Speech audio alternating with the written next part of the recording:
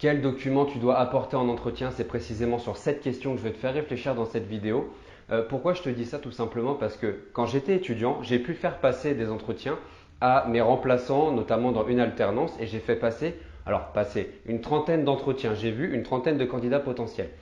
Et en fait, il s'est passé une chose, c'est que sur les 30, il n'y en a que 4 qui avaient apporté de quoi noter et des documents annexes. Et donc ça, je trouve ça inadmissible. Donc je veux te parler de ça parce que ça fait aussi partie de la première impression que tu vas amener au recruteur.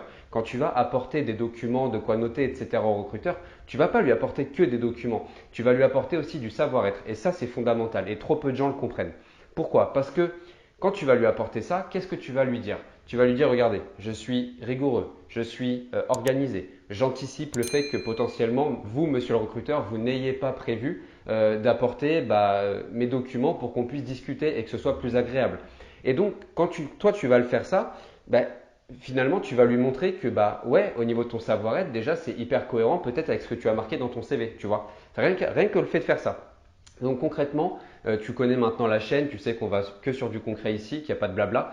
Qu'est-ce que tu apportes? La première chose, c'est le CV, la lettre de motivation, l'offre d'emploi, tes lettres de recommandation et des exemples de réalisation aussi, pourquoi pas. Si tu es dans le marketing digital, si tu es dans des domaines où tu peux montrer des exemples de réalisation, des gains chiffrés, des projets que tu as menés avec une réduction de délai, je ne sais pas, des flyers que tu as pu réaliser, si tu es dans la com, aucune idée, apporte ces choses-là aussi, c'est toujours du concret de toute façon.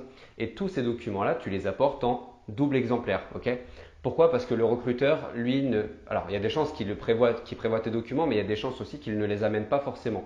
Et donc moi, ce que je fais concrètement, c'est que j'imprime deux CV, deux lettres de motivation, etc. Je te refais pas le speech, je les pagine et je mets une agrafe. Et en fait, ça fait comme un petit bouquin où je le donne au recruteur lorsque je m'assois devant lui et je lui dis voilà, vous avez tel document, tel document. Alors, je ne vais pas faire un sommaire non plus, il ne faut pas déconner, mais je lui apporte ça et du coup, tu te rends compte de l'image que tu renvoies tout de suite. Ça fait une personne qui est hyper organisée, une personne qui est là tout simplement pour avoir le poste, quoi, parce que tu te démarques, mais d'une manière incroyable. Les gens ne pensent pas à apporter de documents, donc toi, tu en apportes, et en plus de ça, tu prends carrément le soin de l'imprimer en double, de le paginer, de faire un truc aux petits oignons, quoi.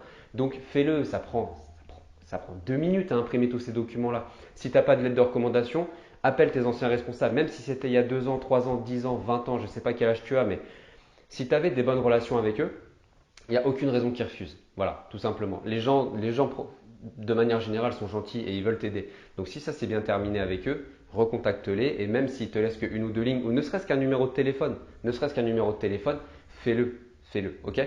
Donc ça c'est super important. Apporte ces documents-là en entretien. Je te passe deux petites astuces en plus. Si tu es dans les métiers de la prod, que tu as besoin d'être dans la production, dans l'industrie, dans les ateliers, etc., tu peux aussi apporter tes chaussures de sécurité.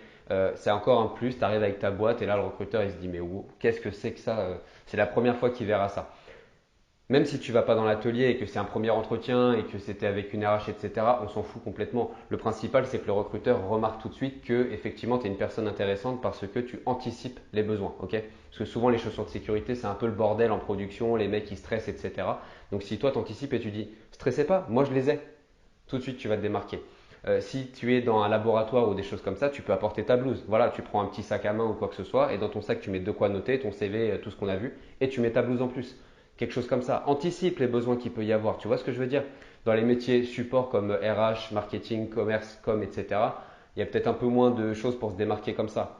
Ou alors avec tes réalisations, tes exemples de réalisation. Mais anticipe ces choses-là et surtout, il faut que tu comprennes. De toute façon, tout l'intérêt de ma chaîne aussi, c'est tourner là-dessus. C'est les outils, c'est bien, la mise en place, c'est bien, les astuces, c'est bien, mais c'est l'état d'esprit que je veux que tu comprennes. En faisant une simple action, tu envoies tellement plus de messages que le simple fait d'apporter des choses. C'est ça qu'il faut que tu comprennes en fait. C'est que toutes tes informations, tout ce que tu fais, c'est calculé et derrière, tu marques un maximum de points. Ok? Donc prends bien ça en note.